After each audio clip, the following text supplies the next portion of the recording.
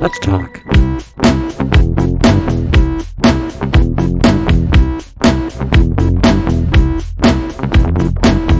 Nice. I've got a pretty good thing going on in here today.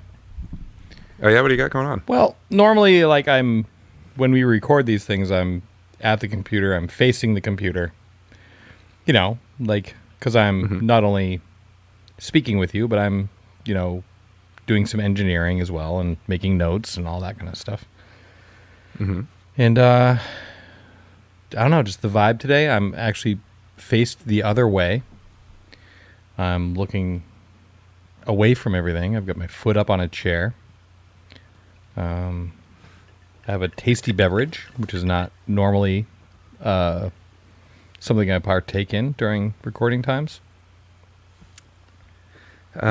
Sounds like you are taking my approach to this, which is generally to get set up, sit back, relax a little bit, and generally pour a beverage and enjoy it. Enjoy it responsibly. That's right. So, go on. Maybe we'll get get to our friends who bring us the show. Like if we're going to do, if this is a show, I would like to note that this moment of relaxation and enjoyment is brought to you by Maine Spirits, who bring all the liquors in the great state of Maine, right? Restaurants, stores, they import it.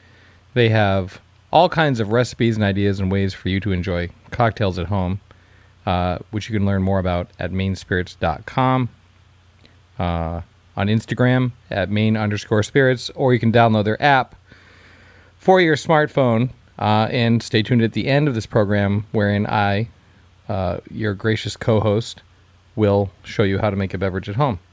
Well, the show is also brought to you by Bull Moose Stores. And Bull Moose has locations throughout Maine and New Hampshire. They are your purveyors of movies, your DVDs, Blu-rays, probably VHS tapes. I'm not sure, actually. And also CDs and LPs and posters and cups and coffee mugs with band logos on them. Everything you want to pad out your multimedia collection and pop culture memorabilia, Bull Moose has. Bullmoose.com, Bull Moose Stores on Instagram. Bull Moose. They've got it. You want it, they got it. They also have media players. Like you can buy a really good record player. I'm sorry, I have a frog in my throat, and it's gone now. They have really good record players there as well, and like PlayStations and that kind of stuff, headphones. So they've really branched out. That's right. I've spent a lot of money there over the years, and many of the players and things that I've played on those players have been purchased at Bull Moose. I've joked with Chris Brown, who is one of the leaders at Bull Moose and a friend of mine for many years, that the sponsorship money, whatever is spent on this show, it goes right back to him eventually. Because it's one of the things that makes me happy. I love that place. Oh, also brought to you by Sun Tiki Studios, which is a fantastic performance and rehearsal studio on Forest Avenue in Portland, Maine. Closed for shows right now because but open for safe distance rehearsals. So if you want to get the old band back together and dust off the cobwebs and see if you still got it, Sun Tiki will help you do that safely.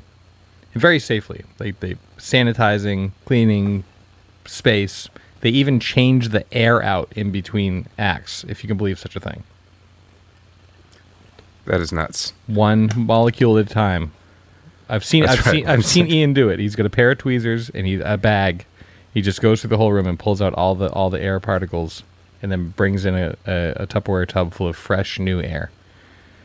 That's amazing. Or they have a really advanced HVAC system which switches out the air. One of those two. I like the picture in my mind of Ian with tweezers just going through and removing each molecule one at a time. He is meticulous. Yes, so Zach and I were like, we were having our one of our bazillion weekly meetings because we talk all the time. Because, believe it or not, this show, we don't just phone it in. It's actually a lot of work. Great work. We love it. Though we do technically phone it in. What's that? So we do technically phone it in, though. I guess it is technically phoned in, but yeah, but not not metaphorically. Go on, sorry. Not metaphorically. Yes, not metaphorically. Yeah. Yeah. Sorry, you're breaking up on me there. Speaking of phoning it in, so this is okay. Like, let's talk about this for a second.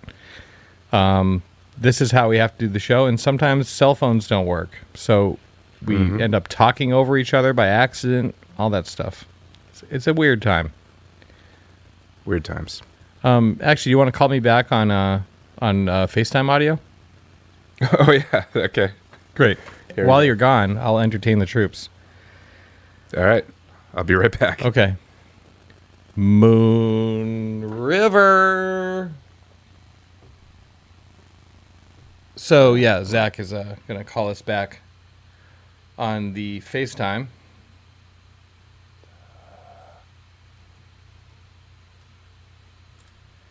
And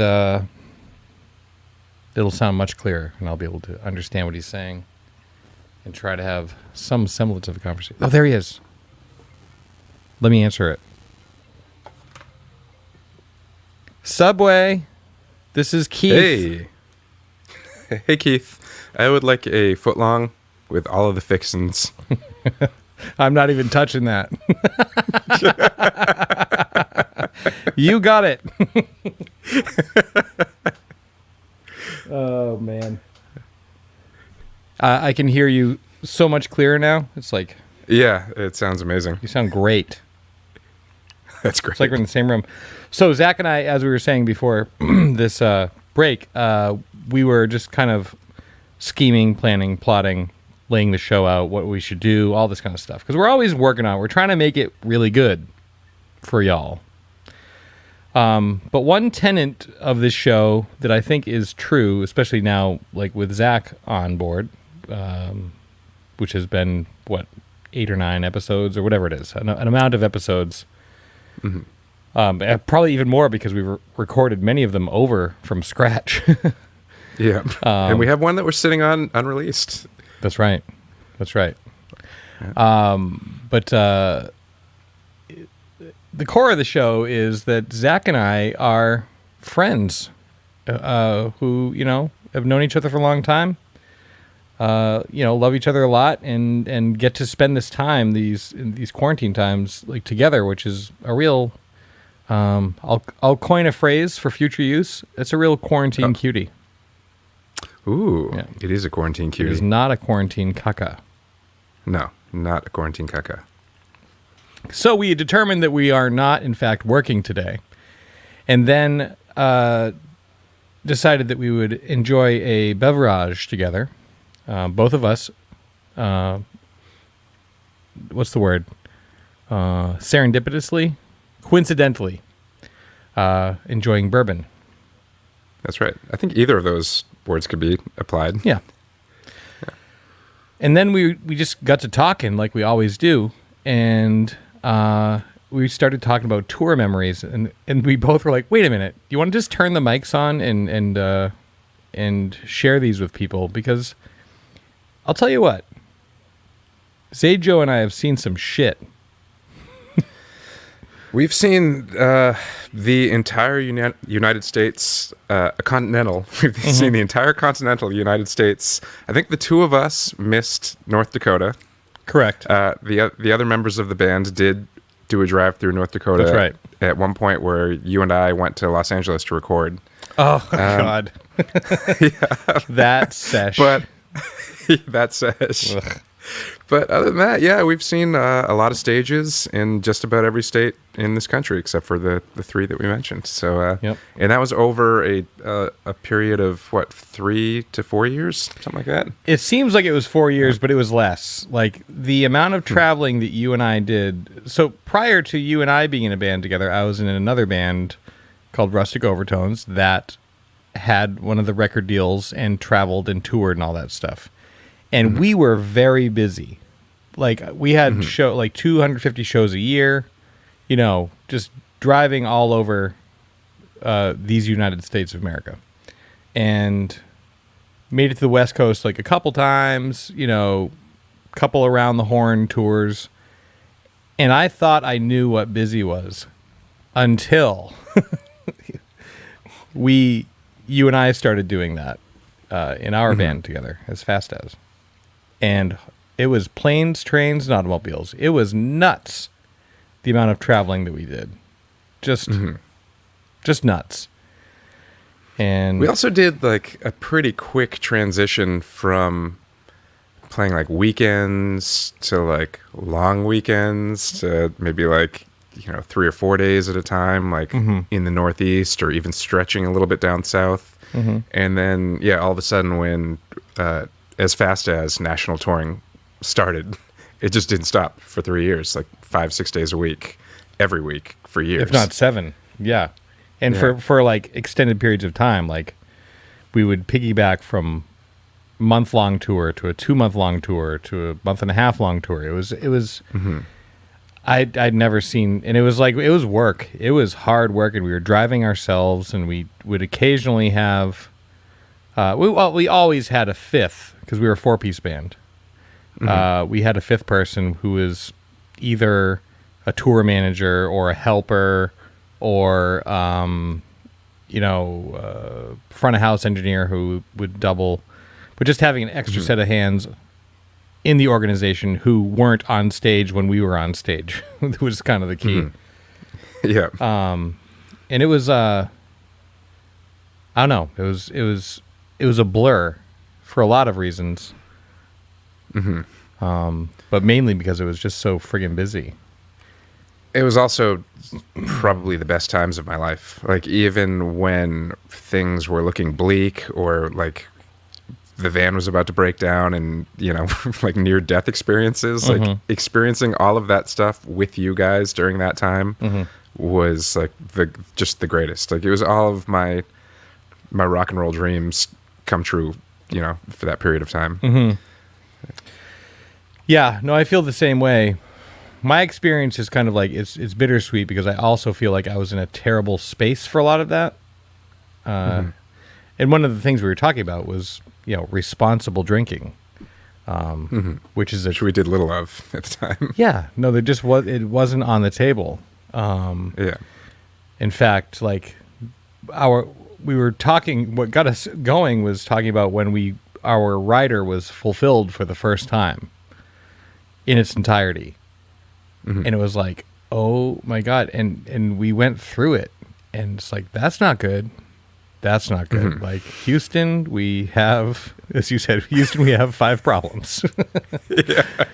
Well, obviously our rider was pretty expansive, and not because we're, Van Halen or anything, but just because, most of the time they cherry pick what parts of the rider they fulfill. Right. So we had, obviously the snacks and drinks that we wanted, but also like things like extra pairs of socks or underwear, just like things that you might need on tour. T-shirts. And sometimes they would fulfill that, and most of the time they would not. Yeah. But it was that OAR tour that we did. Correct. Every single night of the tour, they 100% fulfilled the rider. And there was a lot of alcohol on that rider. So instead of the one bottle that we usually got, it was all of the bottles that were on it. And and Sharpies and and it wasn't a healthy environment either, because it was like none of that was discouraged. Like, there's no one ever walked by the dressing room and said like, hey, you guys gonna drink some water? Like even in the movies, there's usually that one character that's like, you guys are living a reckless lifestyle. Right. Yeah. we never had that. No, we never had that until it was like, it was up to us to like recognize like, oh wait, our lives are on fire. And it's because that's not normal to like, to not only like not be at home like ever, but constantly like darting around the country, and it's easier, as I've said before on the show, it was easier to get a bottle of beer than food. Yeah. And that said, the food that you had access to was oftentimes not very healthy. These are not like organizations like the State Theater, which will be like, would you like a salad?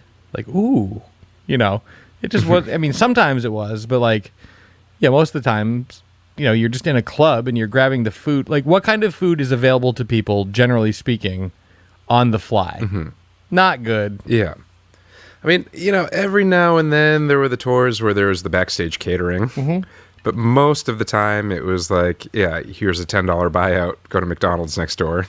Actually, or like, I didn't do the fast food. I don't think any of us really did much of the fast food. Occasionally.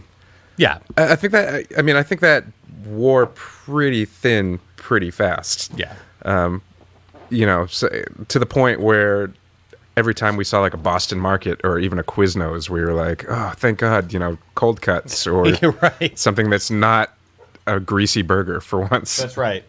Yeah, Ache actually, our bass player, Pat Hodgkins, who went by the name, the self-appointed nickname of Ache. Yeah. Ache or a fight Chata. that he won. We fought against that for a long time, and he won. I'll still call him H. Rice Milk. I mean, he doesn't even go by Ache anymore, and I still call him that. That's how much he won that fight. Yeah, that's not up to him. Yeah. Oh, you're changing your name? That's what you're called. Yeah. Ache or Chata. That was his Ziggy Stardust moment. Yeah. Your alter ego. But yeah, a wonderful person who's actually down in Lafayette, Louisiana, Yep. running a record store called Lanyap Records. Lanyap Records. That's right, with his wife. Yeah. Or maybe one of us pronounced it right. I'm not sure which one. I think it's Lanyap. But Lanyap. Yeah. And they're great. They have an online store as well, and I order records from there all the time. And I would encourage you, the listener, to do the same. The listener. Yeah, great selection and very fast fulfillment. And they always send like stickers and like, Ache has been one of my best friends for almost 20 years now. And still when I order records from them, not only will I get my order and the stickers and stuff, but there'll be like a handwritten note. It's like, hey, thanks for supporting our store. It's like, yeah, that's it. It's nice. Well, you know what? They don't need to do that. You know what Lanyap means? A little something extra. Ding, ding. Here comes the shipmobile. Yep. So that's one of their tenants, to fire a little something extra in the bag. Yeah. It's a great place.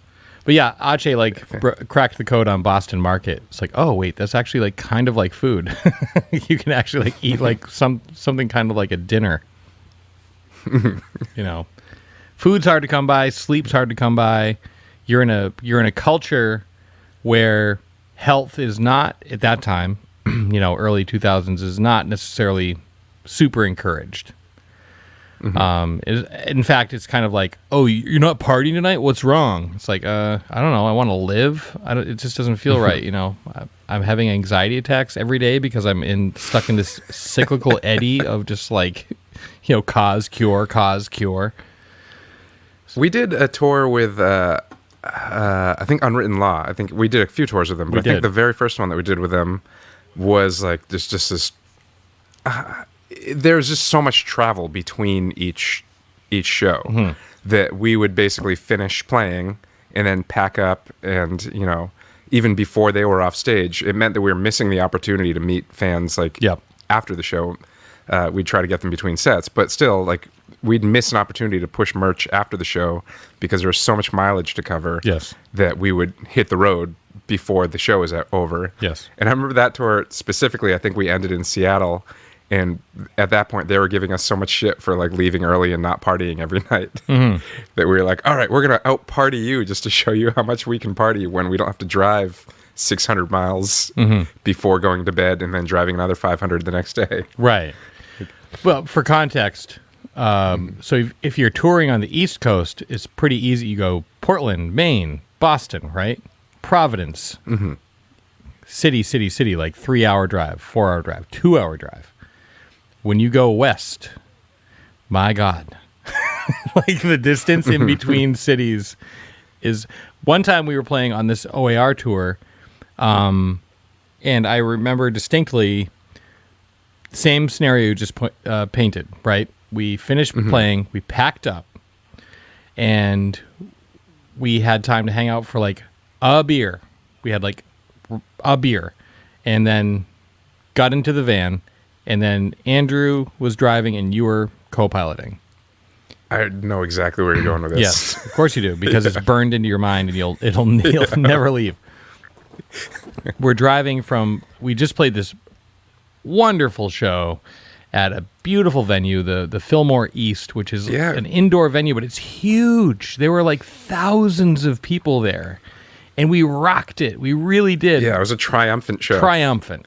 And we had to just leave. We had to pound sand immediately after, because it was a 700 or 800 mile drive in between, that day and the next day. And we're driving ourselves in a van, so we had to leave. And so you guys take the first shift. Ache and I just try to fall asleep, get some rest. And we do. And woke up in the morning to you or Andrew saying yo, we're getting tired. Can you take over? Okay, cool. And then there's kind of a routine where when you change shifts, you'd pull over at a gas station, get a disgusting cup of coffee or something, some caffeine to kind of wake yourself up, and a water and whatever. And then, change posts and go. And I remember coming to and kind of just kind of putting my feet on the ground and being rubbing my face oh, okay, I'm ready. I can do this, right? And it's dawn. The sun is coming up over the desert.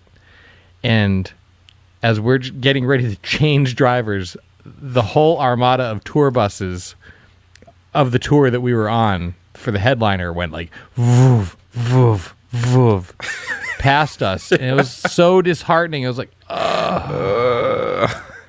they're all asleep. They probably stayed up till 2 having fun, talking to partied on the bus a while. Yeah, sure. Then the driver's okay, time for me to drive you safely to the next destination while you sleep. Yeah. And that's the thing. We were in that, V6 Dodge conversion van, towing a ton, a literal ton of gear. That's right. And any slight incline, you'd be foot to the floor and barely accelerating over the hill. And I think it was in one of those moments where we were inching our way up a hill, and all of the buses just went by us. Yeah.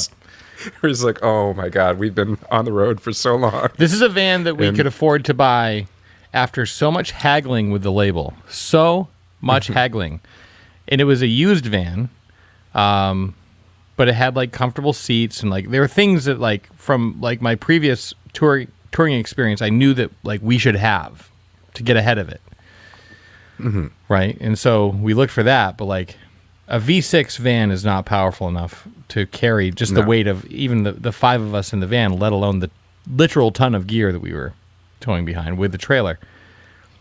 The label would not buy us a van because they didn't want to spend the money. But get this.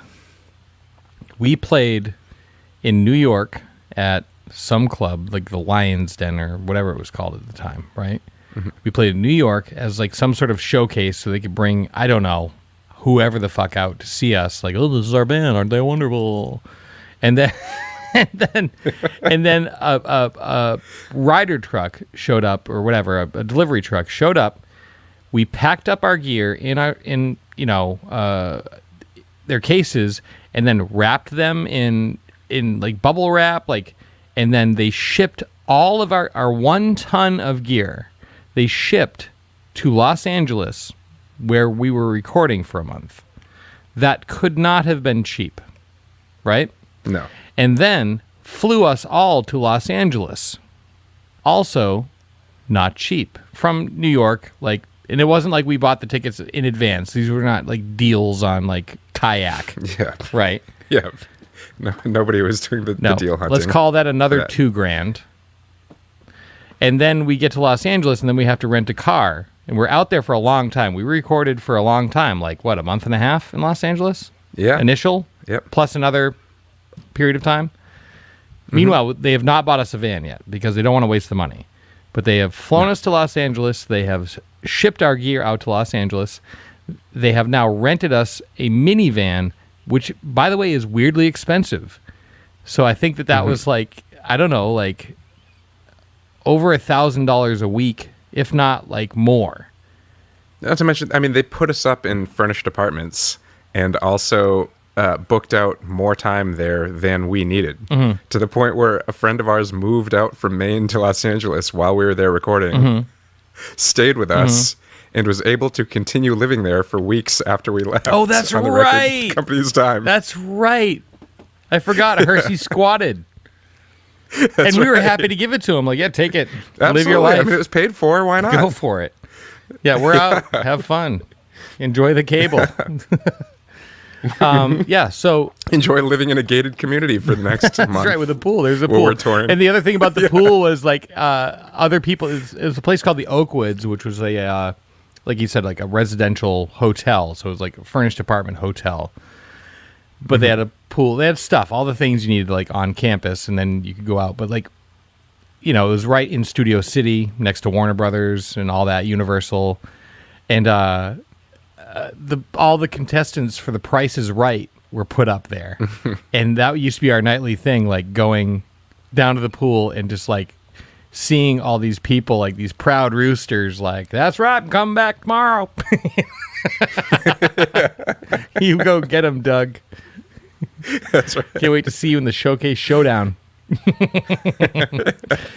But yeah, just like the amount of money that they rather than buying us a van, which we would have happily driven to Los Angeles and back or wherever, we still didn't have a van, and they spent, I want to say, close to $30,000, if not $40,000, on shit that having a van would have just solved. And that's the music business. But we were also talking about, to kind of tie it back to, we were talking earlier about, not leading the most healthy lifestyle. We had one time, we got to know, like, you get these weird pockets that feel like home, and for some reason, the Milwaukee airport felt like home. We discovered a chain called Culver's. If you're from the Midwest, you know what I'm talking about. They have the Butterburger. Very nice, very nice. Like, it's like the In-N-Out burger of the Midwest. Is that fair? Yeah, I think that's fair. Okay. And so we would stay at this hotel. Like, we knew the hotel. Like, they had a good, like, good food there. It was just all good. Like, we were comfortable. There's parking for the van, all that kind of shit. And the cool part about the Milwaukee airport was there was a dive bar on basically like the airport's like on a plane, right? And there's this one building. It's a standalone building, like nothing around it, like for like a mile, right? And there was this dive bar on the airport, and we were like, "What's that?" And we went there. We're like, "Wow!" Like it felt like homey, like not like a dive bar, like where the Blues Brothers had like bottles thrown at them in the chicken wire, but like just kind of like a chill. It's just a neighborhood. Bob's Country Bunker. Right, Bob's Country Bunker. No, this is like a neighborhood bar, right? But in no neighborhood at all. Yeah. Like a tin ceilings. It was really cool. It was a really cool place. So we were traveling so much, and the schedule dictated that we would fly from Milwaukee, the good land, to Portland, our home, to play the Old Port Fest, which is or used to be, it's no longer a thing. It used to be like this big summer festival in Portland, Maine. Lots of music and things like that. And then we would fly back to either Milwaukee or wherever the van was and meet back up with it. I think we left our road person, who I think was Derek Lombardi at the time. Yeah, I think it was, at that point, I think it was D'Lo and also, D'Lo, Derek Lombardi, and also, I think Adam Flaherty was out with us at that point. Adam Flaherty was out with us. My gosh. Yeah. So I think D'Lo and Adam drove the van from destination to destination while we flew to a few different locations. Right. And so we did fly dates, as we say in the biz, that no longer exists. That's right. And we flew into, so we went to this dive bar. And again, I'm not promoting heavy drinking. I don't think it's good. And I don't partake in it anymore because it's not good or healthy. But this is a statement of fact where we were at the time, right? Fair? And Yeah, we thought we were 4 Keith Moons. yeah, But we lived to tell about it. yeah, we so. thought we were Keith It's a Moons good who were thing we going to like weren't. crack the code. Like, oh, yeah, that Yeah. dummy died. What an idiot. Yeah. Yeah, what? But we flew back to play the Old Port Fest, having shut down the bar in on the airport, the dive bar I was telling you about, the neighborhood bar, which I think their last call was like 3 a.m. and then we had a morning flight. So like basically like we got on the plane like drunk. It wasn't good, and we flew into Portland, Maine, and were picked up, thankfully, in a van and brought to the Old Port Fest with our gear. There was backline there, so all we had was our guitars and keyboards and like the very personal items, which we were so used to doing at that point. Like we had that game down, and we were so used to being a band. Like the muscle memory was so strong with us that a friend of ours, Neil Collins, who has been on the show before in the before times, who's like kind of like, you know, he's like our rock and roll older brother. He understands all things rock, and he's not like so much older than we are that we're like, you're weird, you know, but like relatable. He's like an older brother, you know? Yeah, totally. And he had told me, Who we still admire. oh And yeah, look to for rock and roll guidance. I looked to him for that very thing just today. So truth. And he conveyed to me that he saw us get out of that van, and I think that we decided that we wanted to keep like drinking or something, because it was like we're so tired. Like sleep wasn't a thing. Like we were just like running on fumes. And Duncan, and and we apparently we were slugging from this bottle of like, you know, Jameson or something like that, like some whiskey, and then got on stage. And Neil said, like, I didn't think that these men were going to make music that was good. Yet you got on stage and fucking destroyed it. And that's just like, that's how tight, that's how many shows that we had played that we could walk on stage in a state, you know, like a not desirable state, not a cool place to be, not good, and just turn it on and make rock happen. And yeah, I mean, there's part of that that you kind of like might look back on like and be like cool, but like it's not cool. The cool part is that we were that tight that we could still do that. The dumb part is that we had not ourselves or had anybody else come into our world and be like, hey, have an apple. Here's an orange. You know, have a salad. At least attempt to keep the doctor away. Yeah, because you're just like constantly like numbing, like you're in that eddy, just like that constant eddy. Yeah. Well, I think, you know, the thing for us at the time, and I guess still, is that the music has always been first and foremost. You know, like when we first started playing music together, it wasn't like, let's get fucked up and play music. It was like, let's play music. Let's get really good at playing music. Let's play these shows. Agreed. Let's make the shows better and better. But as we started playing more and more shows, it was also just like, this is exhausting. Yeah. I'm going to drink more than I did last night. But, you know, and again, not to excuse the heavy drinking, because obviously, like our we were in our 20s still at the time. Our bodies could handle it, even if, I don't know, whatever. Again, yeah, don't want to excuse it, but the focus was always on, let's make the music as good as possible.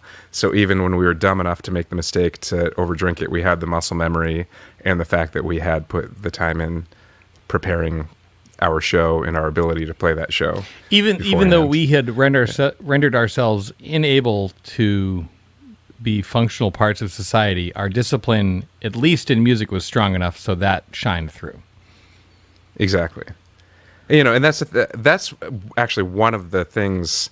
Obviously, I don't drink that heavily anymore, and when I do, it's by mistake. Yeah, You know, every time. I do occasionally have those nights now where I'm like, why did I do that, or how did that come to that? But I miss that camaraderie and that musicianship and like that ability to just be in a band where you're playing with the same dudes every show, you know, or the same people every show, and like you know the music, and you know, like, to that point where you can like mentally check out and still slay it on stage. You know, like that is something that I've never again achieved since not playing with you guys anymore. Same.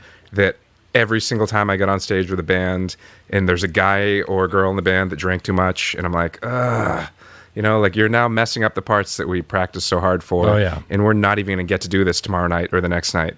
Like this was the show and you just ruined all of the preparation that we put into it by drinking too much. Or sometimes that's me.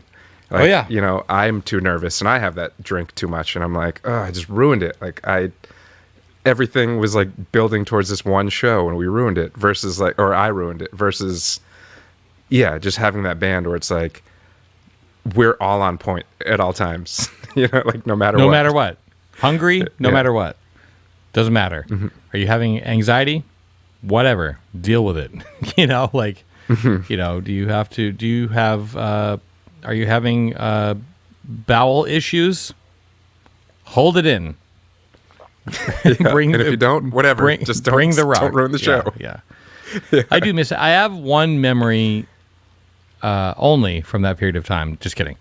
One memory in particular of feeling like we were maybe the best band in the world.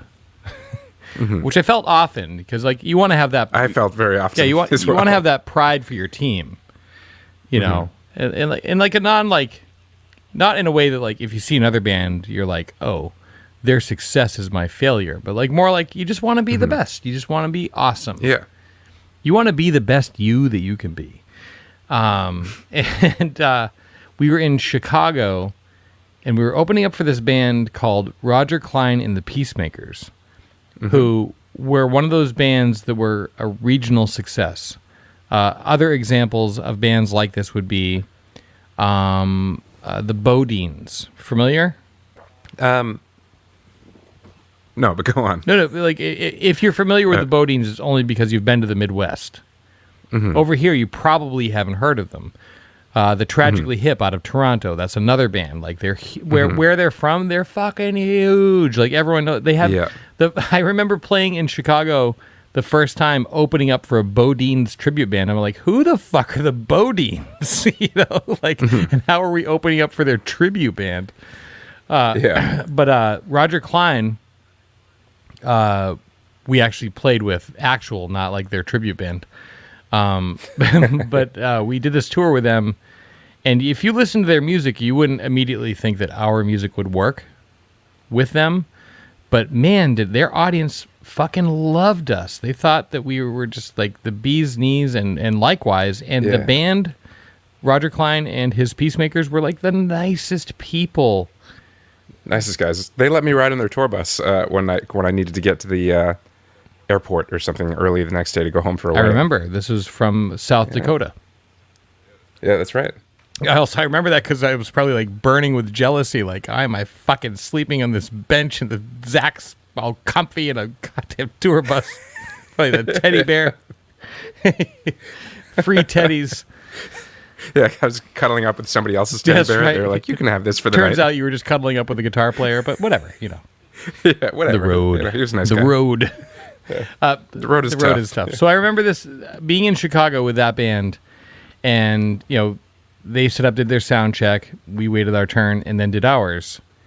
And I remember we played a brand new song that we had not played in a show at that point. We were kind of like, we also didn't have time to practice. The only time we could practice would be during sound check, because we were just like going.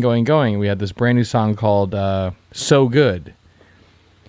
And we played it, and the only people in the club were the front of house engineers, right? Like the sound folk, the bartenders, the crew. It was just the crew. Like nothing was open yet.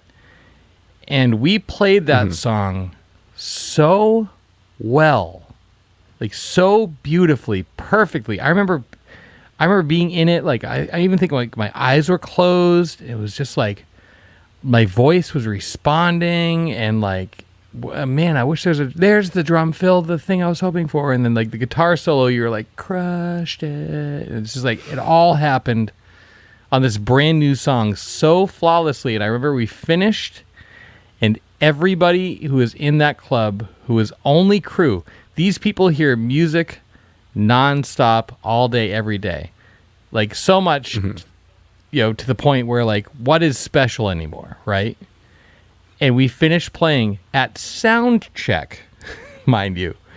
And everyone in that club like started slow clapping. It was like, I opened my eyes. I'm like, what?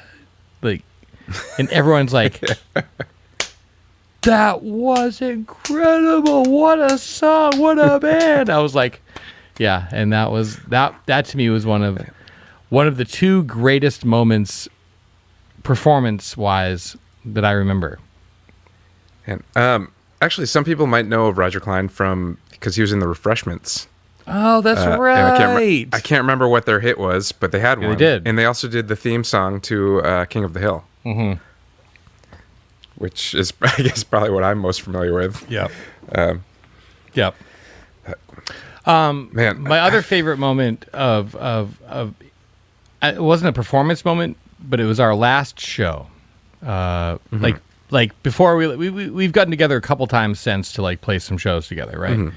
But like our last show in our original season of the original run of the series, and we played with John Fogerty at the Main State Pier. Yeah, who most people probably wouldn't heard of. He's just like a local guy, John Fogerty. Yeah. Except for that Creedence Clearwater Revival. Had a couple hits in the 60s and 70s. Yeah. But yeah, so we were so psyched to play with him, and our friend Derek Lombardi, D-Lo, who is, also still my manager, and he hooked it up. Like, you want your last show? Here's the last show. And we were direct support for Fogerty. And the crowd, again, it was one of those situations. The crowd like appreciated that we were a rock and roll band who were playing rock and roll songs for them. And we were at, we were at our peak because we finished before we declined, right? Yeah. And we were opening up for one of our heroes. Yes. Unabashedly, Creedence Clearwater Revival are awesome. If you don't think so, turn this show off and go fuck yourself. Not interested. Not in this climate, not this political climate. I don't want to hear it from you. Creedence is the shit, and deal with it. That's right. So we play with them. The crowd is so nice, and we like let them know like this is our last show together, and they were like, "What? But we just met you," that kind of thing. It was a hometown show, so it was a mixed bag. And then when we got off stage, we don't have a crew. We never could afford like crew. Like, I'm going to go back to the bus and like, play, I don't know, Sudoku. I'll see you guys tomorrow. That's not a thing. So, we have to like carry our own gear. It's fine. But the local crew, do you remember this, Zach? Like the crew, oh, yeah. We tried to carry our gear and they're like, we've got this. Like the local crew, they have no reason to do this except to say to us, like, you guys have worked so hard and you tried your best and you're hanging it up, and go have a beer. We've got your gear. And I'm choking up thinking about it. Yeah. It's weird, obviously there's so many bands that actually make it. Yep. Where that just becomes part of their routine. Right. Is they finish the show and they go sit in the bus and drink beer while the crew pulls their gear off. Like that show for us was like, it was hard to let them do it because we were so conditioned to carrying and packing our own gear. Yeah, and they're our friends too. Like, no, Dan, don't carry my gear. I got it. Yeah. And I mean, that's the other thing. Like I remember at that point, we'd been like off the road regularly, at least for, I don't know if it was 6 months or a year at that point, but we hadn't been like touring the way that we were touring most of the time up to that point at that moment. And Ache and I were both doing, we were both working backstage at local shows. Like we would get hired to, be runners or to work in the catering, like whatever. Yeah. Like we'd go work at the Civic Center or at the Merrill. Sure. And so a lot of these people that were on that on that local crew for that show were people that Ache and I just worked with side by side is people working backstage they're at a your show. coworkers, your colleagues. Yeah. And so for them to be like, no, you go do this, you go enjoy yourself. You played a triumphant show. We're going to help you. We're going to pack up and put away your gear. It was, it was very special. And then just knowing that was kind of the end of that part of our lives too. Just being like, we knew at that point that we were all going to be moving on. So it was pretty special. Yeah, it was very poignant, and it was a beautiful last show to have. And like, I don't know, whatever awards you get, like chart positions, achievements, reviews, like whatever. Mm-hmm. These are all great things. I don't want to just dismiss them, but to have that respect from the very foundational crew, right? Like, these are our coworkers. Like, these are people we stand shoulder to shoulder with, and they work hard every day. Like, they're not having the rock star moment. No one ever turns to the road crew and says, "You killed it." You and I play a song great, and they're like, "Yay, you did great." But no one, there's so many unsung heroes of the music business that make it tick, and they never get their moment in the sun. But for them to do that was it blew my mind. It meant more to me than any single achievement or accolade to that point, and maybe since. It's still when I think of you know what? I don't care about. It doesn't matter. It doesn't matter that it ended. It that these people did that. That matters. Mm-hmm. So, yeah. Yeah. I'm kind of I don't know, overcome with emotion thinking about all of that stuff. Yeah, especially that. It really was the greatest time of my life. Being young and full of rock and roll energy, and knowing that the band that I played in was awesome, and knowing that every time we got on stage, it was excellent. Yeah. A lot of bands break up because there's acrimony within the band, right? And even though we've had our fair share of hard times, and everyone has had. I'll speak for myself. I was not a peach to be around all the time. No way. I know this is true, but everybody in that band loved each other very much and cared about each other very much, and still do. Yep. And we didn't break up because it was I cannot stand Zach Jones. I don't even want to look at his fucking face. Was not the thing, maybe occasionally. You're oh, good. Whoa, what? Just most of the time. Not occasionally. Just most of the time I was fuck Zach, Yeah. Oh, yeah. I get that. I was a little bit of a diva. Was. All right. Fine. Zach, you're a stone cold prick, and never forget it. You're a loser. You'll never work in this town again. You're a loser, but you're my loser. Aww.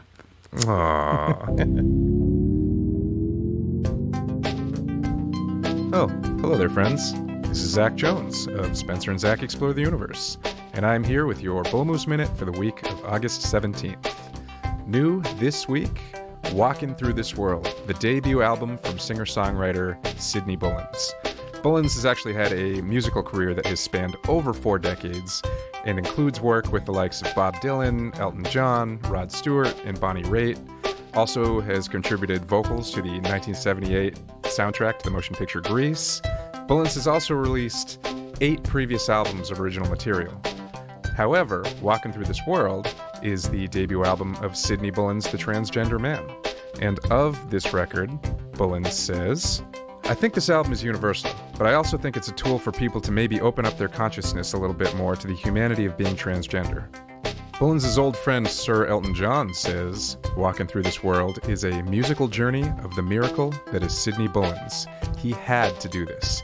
He had to musically tell his story, and it is so moving.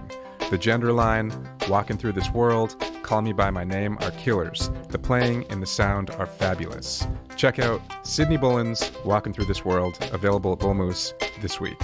Also new this week for Xbox One and PS4 is Apex Legends, Bloodhound Edition. On the fringes of known space, you'll find the Apex Games, a battle royale where teams of misfits and outlaws fight for the title of Apex Champion. Win, and they'll call you a legend. Key features include a roster of legendary characters. You can build your own crew. There's strategic battle royale, and don't forget that sweet, sweet loot. Apex Legends Bloodhound Edition will be available at Bull Moose this week, as well as all your other favorite video games, movies, DVDs, Blu-rays, CDs, LPs, posters, books, everything you want for your multimedia shelf. Bull Moose has it, so go in there and buy it. They've got stores throughout Maine and New Hampshire. They are open for retail with pandemic protocols in place. You can also just order at bullmoose.com. You can browse their selection at bullmoose.com. They can be found at Bull Moose Stores on Instagram. They can be found on Facebook. Bullmoose.com, Bull Moose Stores. Go there. This has been your Bull Moose Minute.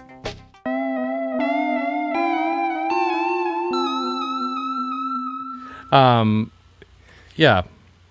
These were wonderful times. I don't want to say, like, they're the best times of my life, because, I don't know, like, I think there's a lot to be had still. Like, and not to sound like an old fellow, like, oh, I've never been happier. It's me and my dog, and these are great times. But those are great times too. But like, it was shrouded in wonder and hope and possibility. Mm-hmm. And our team, our direct team, like Kurt St. Thomas, is an amazing person, and he cares about us still. And that whole like direct team, all of us, the four of us, all the people who spent time, or most of the people who spent time with us, are still like our friends and in touch. Yep. And it was a rare example of a band that like we were supposed to be a band. Yeah. And if everyone found themselves back in Maine, like right now, and was like, hey, let's you want to make a new record? Like, you guys want to be a band again? I'm like, yep. Yep, let's do it. That sounds great. It's weird. I think of that whole experience, though, as a single experience, because it was all tied together. As you pointed out earlier, it would be like a month with one band, and then a day to get to the start of the next tour, where we would be out for a month and a half. And then maybe a day or 2 days to get to the next tour. It would be 2 months. It was just nonstop. There was very rarely the time to be like, that was a fun run of shows. I'm going to reflect on that. It was just going, and then done. Yep. Yeah. So, yeah, even though it was multiple years, it feels like a single experience. And thinking of it as a single experience, I'm like, yeah, that was one of the greatest things I've ever experienced. I mean, I've experienced a lot of great things since then. And most of the time, the things I've experienced since then, though, are a weekend, an excellent weekend, or like, like this great show that happened or whatever. But that experience was a clump of years all smushed together. Yes. That even when it was terrible, I was loving every minute of it. We went to the Civil Rights Museum. We went to the Stax Museum. We went to the Hoover Dam. We went to Joshua Tree National Park. Like, we did all these things around touring that were like culturally enriching and awesome. And like, I remember when we signed our publishing deal, and much to the chagrin of Andrew, who was like, fiscally conservative, only conservative in that way. He's the business manager of the group, and he's like, we shouldn't be staying here. And I was like, nope. And I booked us rooms at La Park, just off Sunset Street. And it was like one of these hotels with like the pool on the roof and cucumber water. And Andrew's like, I just don't understand why we're spending all this money on this. And I was just like, dude, sweets. The reason it's sweets. We had sweets at this place. I was like, the reason we're doing this is because there's a very good chance we'll never, ever be able to do it again. And you should enjoy it and be here and savor it and enjoy it. Let's enjoy this. Mm-hmm. And I'm glad we and did. In hindsight, I wish that he was right, but I'm glad that you were right. Right. Right. Right. In hindsight, if he were right, then we would have not been paying that back after we were successful. But exactly. Turns out I was right, and we have that experience. Like you and I, how often do we reference like floating in our chests in a air warm pool, like clinking glasses of cucumber water, being like, "This rules." And I believe, unless I'm mistaken, you guys partied with Michael Keaton that night. Like what? We did. We ended up at the Sunset Marquee partying with Michael Keaton. Fucking He Batman. was with. Which, speaking of dreams come true. Oh my God! I think I talked about. I think in our friendship quiz earlier episode, I talked about watching Batman every day after school for a year. It's like, there was a point in my life where I partied with Michael Keaton for a night. Yeah. Not just like Batman, dude. Gung Ho, Beetlejuice, Mr. Mom. Mr. Mom. There's no end to Michael Keaton's excellence. No end. Multiplicity. Multiplicity. No end. Right. Oh man, Spider-Man. He played the Vulture, right? Mm-hmm. That's Birdman. Right. An amazing movie. Michael Keaton is a national treasure, and you got to party, Absolutely. like not just be like, "Oh, I saw Michael Keaton." You partied with the guy. Unbelievable. And that was like, I wasn't with you because I was doing something else awesome that I can't remember because you partied with Michael Keaton. Like, I don't know, those meaningful moments of just like celebrity run-ins are like whatever. It's like, do they really mean anything? No, but like when you meet somebody that you really admire and you find out that they're cool, like Dave Grohl. Yeah. Dave Grohl's fucking cool. He's a cool dude, and doesn't that make you feel good to hear that? Like, if you like Dave Grohl's music, to know that, like, the guy, he's cool. He's wicked nice, and he's just like, he's everything you'd want him to be. How is Mike Keaton? I mean, I wish that I had enough one-on-one time with him to be like, oh, we're bros, right? But it was more like we were sitting in the same corner of the bar, and I think he had multiple young ladies with him. Oh boy! So he was less concerned about talking to Hey, Mr. us Keaton, as we would have been with him. Will you sign my Batman tattoo on my penis? And that was also like, that was pretty early in that whole experience too. Like, I think that was even before we had done any touring, because we went out to Los Angeles to record. Yes. And they gave us a showcase gig at the Viper Room, where we played for basically the people that we'd be working with. Yes. I think we had already done a show with Maroon 5 for our label mates at that point, and a couple of the members of that band came out. And it was one of those things where we played like a small showcase, but then the label was like, we're going to go over to this hotel and spend tons of money on you guys. Like another example of the label spending foolishly. Yeah. Where they're like, we're not going to buy you a van, but we're going to spend hundreds of dollars for you to drink in this hotel lounge next to Michael Keaton. Oh man. So I mean, I have one celeb run-in. I mean, I've had a few, right?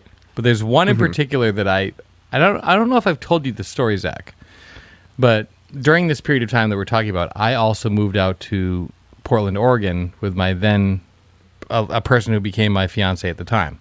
I moved back without them, and I'm now happily married to somebody else. So like, but it was a period of time like this person was like, a big figure in my life. Lots of respect, even after for her, and that period of time. And we decided like, well, if I'm on tour, it doesn't really matter where we live because like I'm gone all the time, so like let's have home be wherever, right? Like doesn't matter. So we landed on Portland, Oregon, and did so after I think you and I had a tour stop there, and I flew the person's name was Jenny. I flew Jenny out to meet us there, and we tested it out. Like, let's pretend we live here. And even though when we were there, it was pissing rain. Like, it was like Yes. unbelievably rainy. We still were like, yeah, I could live here. This is a nice place. And so we did. We moved out in the winter of 2005, or maybe it was 2004, but like we moved out, like, and by the new year we lived there. You know, we kind of did a cross country trip and all that stuff. So, living in Portland, Oregon, long story short, I'm at a place called the Doug Fir Lounge, which is a really cool, like, super hipster venue out in Portland, Oregon. It was they took, like, basically it was a Denny's attached to a Roach Motel that they turned into a super good, you know, restaurant and there was like, oh, there's an Elks Lodge in the basement, and that's what they turned into the venue. That's where Doug Fir is, in the basement. And then the hotel part, the Roach Motel, they turned into like this super, like, you know, Japanese design forward, like everything's white, platform bed, Stanley Kubrick designed each room. Yeah. You know, and they had this awesome deal where if you were a touring musician, like, regardless of whether you were playing there or not, like, if you are on tour, you can stay at the Doug Fir Lounge for $50 a night. Amazing. We did end up playing there a couple times, and that was one of the few places where all four of us would get our own rooms versus, that's right, you know, doubling up. Because we could afford it. Yeah, like, I mean, man, just like one night of like taking a shit with the door open, like, walking around naked for a second. Just farting with reckless abandon. As opposed to farting with reckless abandon to insult your friends. It's different. Yeah, it's much different.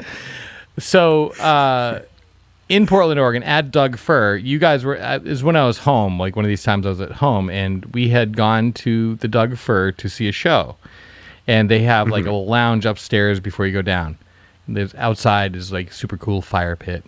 And I'm standing at the bar now trying to, this is also the same night, worthy of mention, that I was having a conversation with a stranger.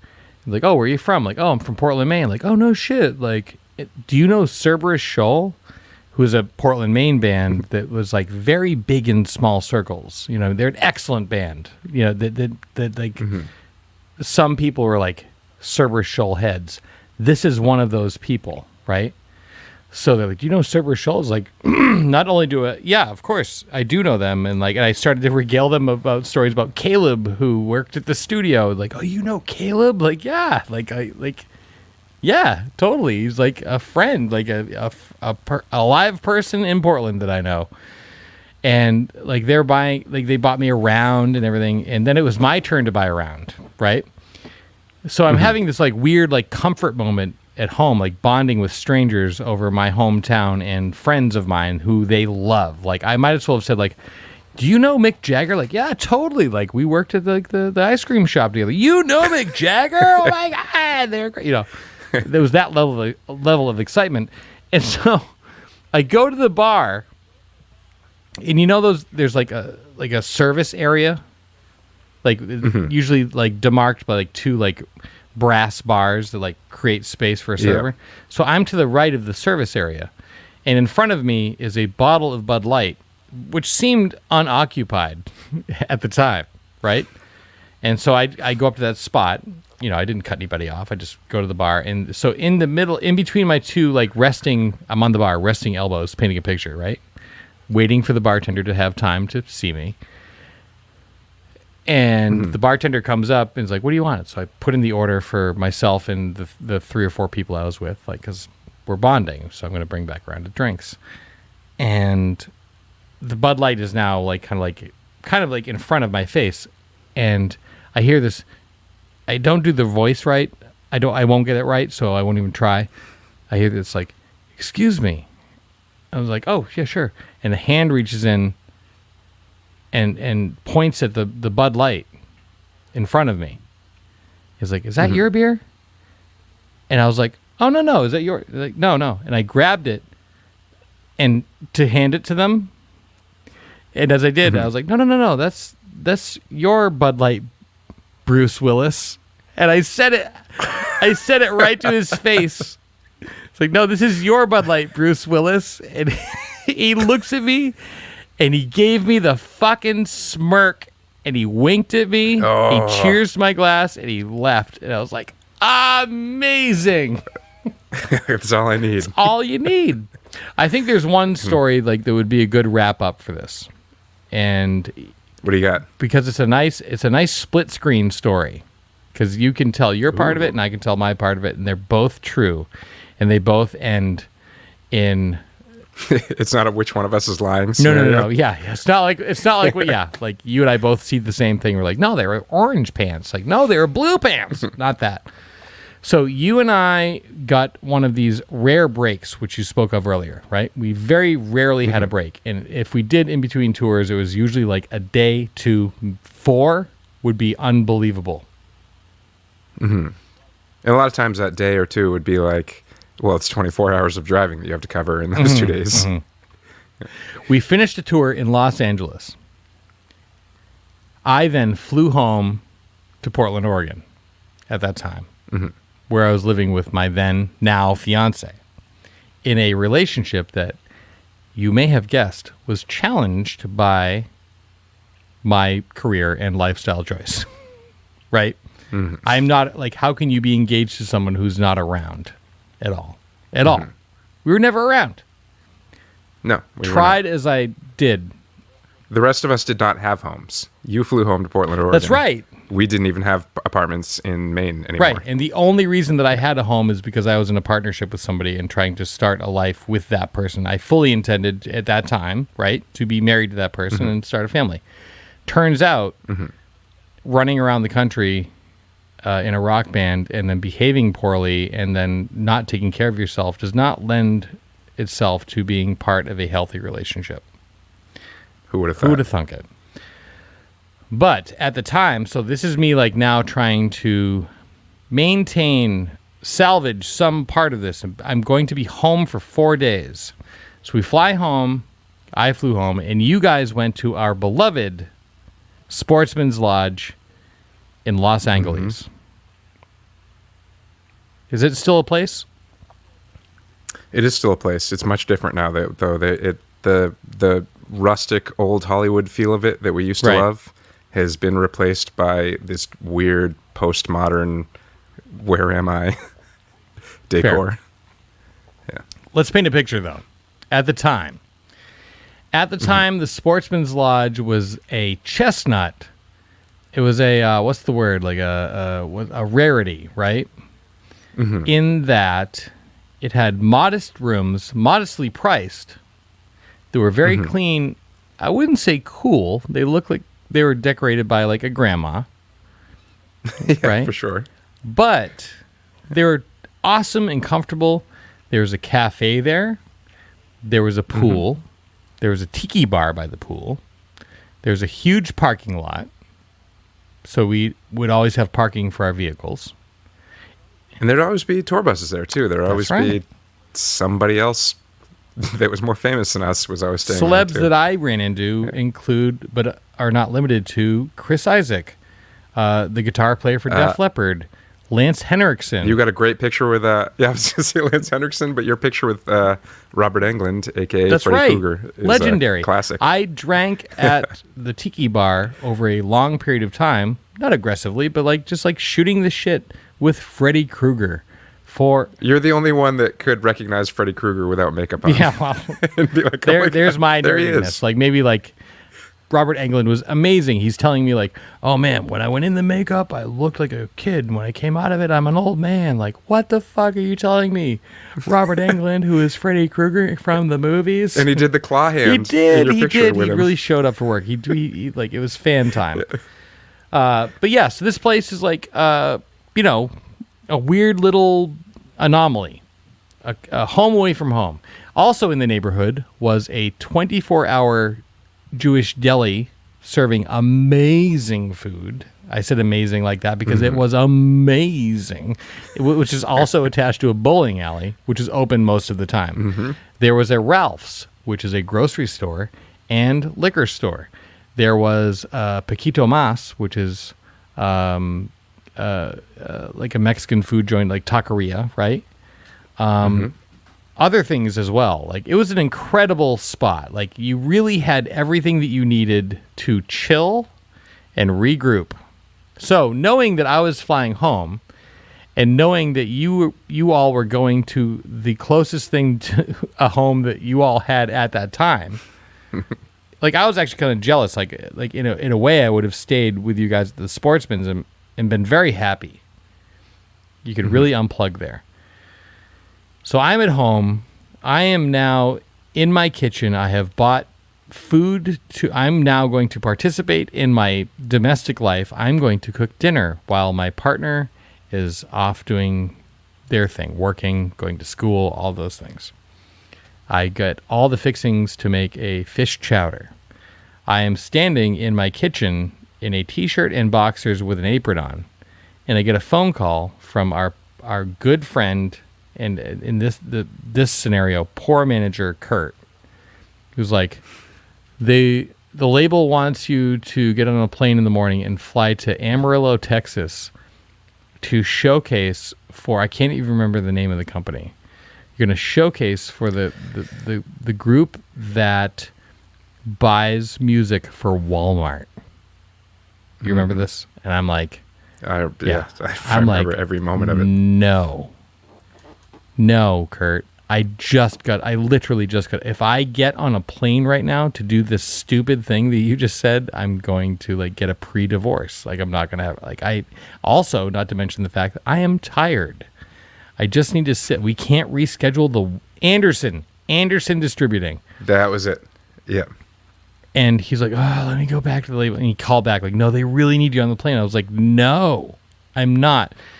And so this back and forth, they ended up eating up, the label ate up all of my time, pushing me and us to do this thing that I didn't actually get to enjoy being at home and actually relax anyway. I should have just got on the plane and gone, but like I didn't get to relax. Like Jenny's in tears, right? Like you just got here. It was awful. It was heartbreaking. And then you guys, so what happened, I negotiated a couple of days, right? Or a day at that point, because so much time had passed going back and forth saying, no, I'm not leaving. I'm cooking a fish chowder in my underwear. Leave me alone. You know, and the guys are relaxing. Leave us alone for a minute. And there was this whole thing like, you guys want to make it? You know, like, fuck you. Yes. I want to make it. That's why I want. How badly do you want your records in Walmart? Not badly at all. Like what? Like you're gonna make or break an indie rock band by getting us stocked in Walmart? That's your plan? Get out of here. So we finally get broken down, and I agreed to leave at you guys had to wake up at like 5 in the morning, 4 in the morning, and get on the road and drive straight to Albuquerque, New Mexico. Correct? Do you want to take a minute and tell me about your experience during this? Yeah, sure. So as you mentioned, this is a small aside, but as you mentioned, there was a Paquito Mas there, which is no longer there, but there was one nearby where we enjoyed going and eating burritos. Ache used to quote Chuck Negron's Three Dog Nightmare all the time. Yes, thank God you're telling this. During that point where you had left, and Andrew and Ache and I went to Paquito Mas, and Chuck Negron of Three Dog Night, who wrote Three Dog Nightmare, which Ache was reading there. And would quote daily.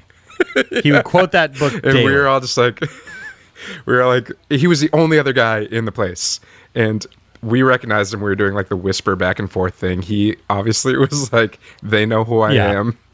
He was like waiting around for us to talk to him. None of us did. Eventually he left. And we were like, that's it, Ache, you missed your chance. Later that night, I think I ate fish sticks at the Sportsman's Lodge restaurant. Of the 3 times I've had like actual food poisoning in my life, that next day was one of those days where I was just laying in bed, like sweating, you know, shitting my brains out, puking my face off. Like, it was just the worst. And then, like, at least the other guys were enjoying their, like, pool time and Sportsman's Lodge time. Yeah. But that was pretty miserable. And we also had friends staying with us. We had some friends that had, like, flown out from Maine that were also in California that, once again, took advantage of the fact that we were in hotel rooms being paid for by a record label. It took advantage of because we offered it to them, not because they were, But it was like, I was just sick. one of the top 4 most sick I've ever been in my life was that day. And that is also when the phone calls came in that were like, we need you guys in Amarillo, Texas, like a day from now. You need to go pick up Spencer in Amarillo and continue. So yeah, it was a brutal, like, emergency get up and go situation where I had been like the sickest I'd been in my life for the time leading up to it. Yes. And also when we were getting to Amarillo to pick you up after driving straight from Los Angeles. Oh, sorry. Yeah. Albuquerque. That's right. Yeah. Amarillo is where we were going. Right. Yeah. There was like a light came on in the van too. Like there was one of those, like, you know, a system is not warning working light. Or something like that. Yeah. So right when we picked you up, it was immediately a moment of like, okay, what's going on with the van? And like, yeah. So sorry, no, at this point, like, I have like fielded as much of the negotiation process as possible, trying to protect not only my time off, but your time off as well, because hashtag I care about you, right? Well, yeah. But meanwhile, like thinking like these guys need this, they need it. Like we need this break so bad. Like everyone just needs to chill, like take a whiz in a pool, whatever, you know? To turn that pool water green or whatever the dye just does. Party, man. Just relax. Like let it happen. Let it all hang out. Go to Ralph's, buy like a bunch of bananas, you know, like whatever. Yeah, don't talk to Chuck Don't Negron. talk to your hero. Whatever you want to do or not. But yeah, so yeah, that call comes in. You have to do that after barfing and crapping endlessly. You know, simultaneously most of the night, which I believe is called a number 3 when it's all body functions at the same time. Like,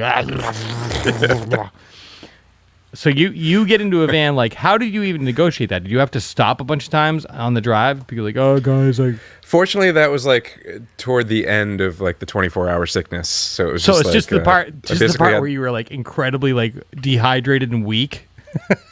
Exactly. It was the hangover from God. In a moving vehicle. Like, no, none of this is good. None of it's good. And so I fly into Albuquerque furiously. Like, I think I flew there on Hatred Airlines. Like, I wasn't even in the plane. I was flying next to the plane, flying on like red eye fire, like I was like Storm from fucking X-Men. Like, and like I get to the airport. I take a cab from the airport to this like cafe where I can get a bite to eat because like food, right? Remember eating? And I do that, and then you guys pick me up. I'm like, and I get in the back seat and like pass out, ready to receive like my second shift because you guys had driven straight from Los Angeles. So I'm gonna like sleep and get ready for the next shift. And then I wake up to the feeling of being jostled around, and Andrew Hodgkins, God bless him, saying, "Oh God, oh God," because we went off the road going 80 miles per hour because we hit an ice storm in the fucking desert. Yeah, that's so strange. At that stretch of Interstate 10, the speed limit is 75. That's right. So it's like he was basically doing the speed limit, not like he's going crazy at like. Yeah, and then we hit like a patch of black ice or something, and I remember all of us like being quiet. You know, like Andrew just being like, all right, guys. Yep. Like, here we go. And I remember I was watching a movie on my laptop, and I remember like slowly closing my laptop, putting my computer away, making sure my seatbelt was tight. Yes, I remember quietly, watching that happen. Like, because that's by the time I came to, I was watching you deliberately. I'm sorry. Keep going. Yeah, but just, yeah. And then, the van and trailer started fishtailing a little bit. And also D'Lo was sitting in the passenger seat, and he was playing a Coldplay song where I think in the video for that song there's a car crash. So it was like the whole thing was happening in slow motion to a Coldplay soundtrack. It's like, is this really the way we're going to go out? But no, Andrew kept it in control. He kept his cool. We ended up in the median, and an asshole state trooper came and asked if we were okay. No. Like, get out of the way. Let me pause you there. We called the state trooper. And he showed up. Oh, that's right. He's like, "Can I help you?" He was like, "Well, yeah, we went off the road here. Like, what do you want me to do about it?" And I was like, and we blew out one of the tires on the trailer. "Oh yeah," and we wrecked so much of the undercarriage of van, and we ended up being towed, and it took forever because there was traffic. We're now like overnight, and we're still on our way to showcase for Anderson Distribution, who supplies Walmart with music, a career goal of anybody who has ever picked up a guitar. Yep. So we finally get to our hotel after being towed in now a full ice storm, huge traffic hours of traffic on the way into Amarillo. We get our van like basically dropped off. Our label rep picks us and our instruments up in his rental vehicle, I think. Is that right? And brings us to Anderson Distribution. Well, we did have like 20 minutes to the hotel. Like I think he brought us to the hotel. We were able to run in, all take showers, That's right. change our clothes, get but back we in the were car, like and then go tired straight there. and miserable, like no rest. And I mean, just coming off a diarrhea storm alone, you know what I mean? Like all of it sucks. Andrew, who had just piloted his closest friends to safety, like PTSD, like what? He didn't even have time to process the part where we almost certainly died. I mean, dude, think about what it's like when you're like driving down the highway and you see everyone like throwing their brake lights, like, oh, and you pump the brakes, like, oh, the heart goes bum, bum, bum, bum, bum, bum, bum, bum, bum, like going off the road. And not to like make my experience like more severe than anyone's, it's not, but like I woke up to going off the road. I was like, oh my God! It was terrible. So then we get to the hotel, we take showers, we are taken to Anderson Distribution, and like it was like a firing squad. Like there was a lady before us, like an R&B singer, if I remember correctly, who was doing her thing to like a track, you know, like in this huge conference room with one of those big U tables that was populated by 5 people who were as far away from us as they could be. And she's just like, oh, she leaves. I'm like, how'd it go? You know, she's like, it's weird. It's like, this is all very weird. You sounded great.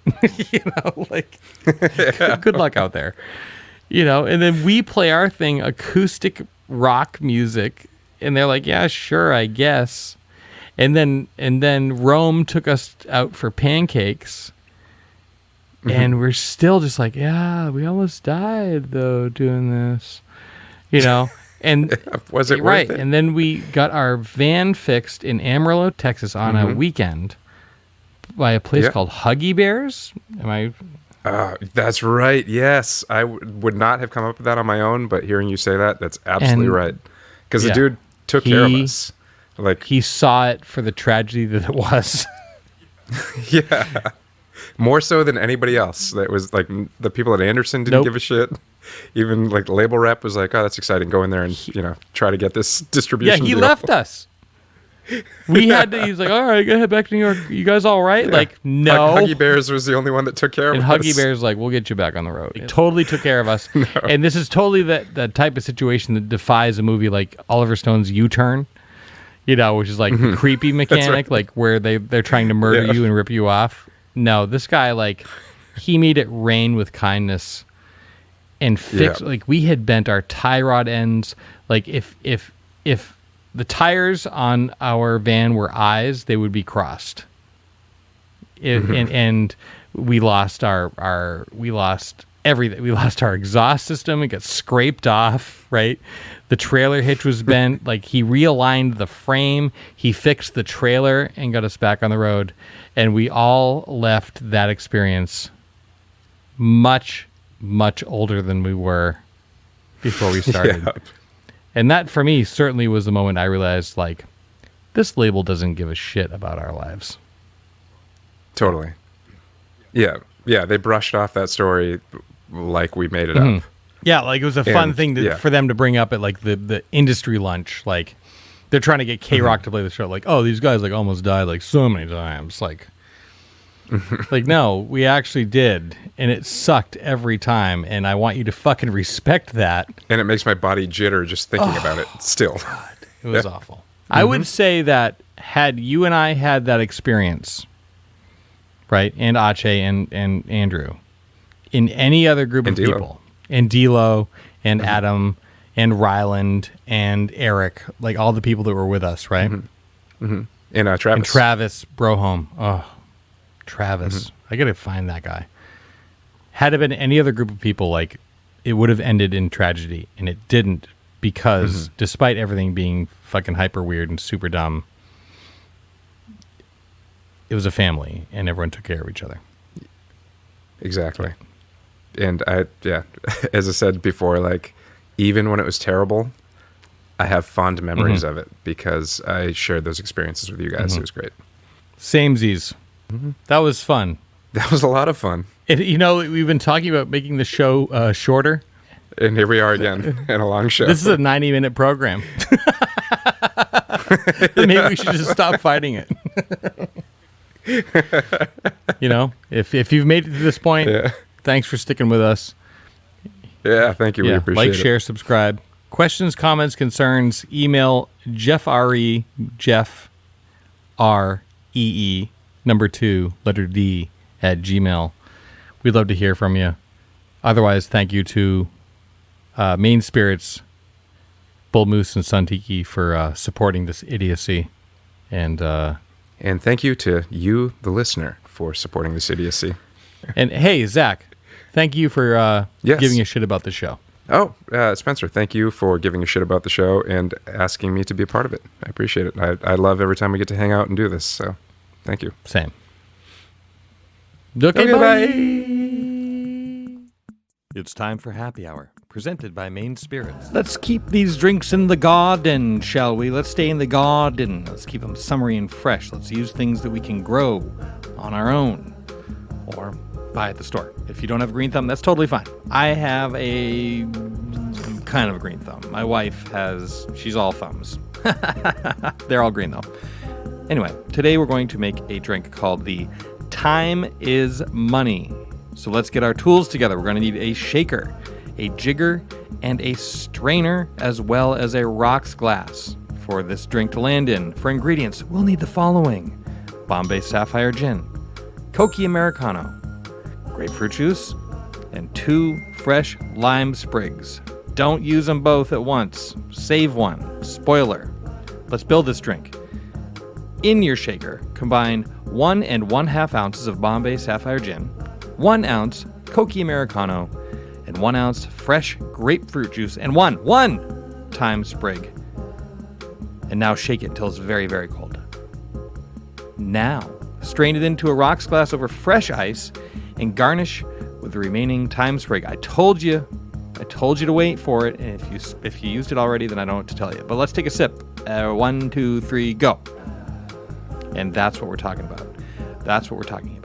Nice, crisp gin, the smoothness and sweetness of the Cokie Americano, the tartness of the grapefruit juice, and the herbaceous fantasticness of thyme sprigs. I'm never going to forgive myself for that last sentence. But this has been Happy Hour, brought to you by Main Spirits. You can learn more about this drink and many other drinks on their website at mainspirits.com, or you can download their app for your smartphone, but not for your dumb phone. Additionally, you can follow them on Instagram at main_spirits. This has been Happy Hour, and as always, we encourage you, all of you, to drink deliciously and responsibly. Spencer and Zach Explore the Universe is brought to you by Main Spirits. You can visit them online at mainspirits.com, or download their app, or visit them on Instagram at main_spirits. The show is also brought to you by Bull Moose, serving Maine and New Hampshire's music, movie, video game, and book and trinket needs since 1782. Also brought to you by Sun Tiki Studios at 375 Forest Avenue or at suntikistudios.com. Spencer and Zach Explore the Universe is a Mistakes Were Made production.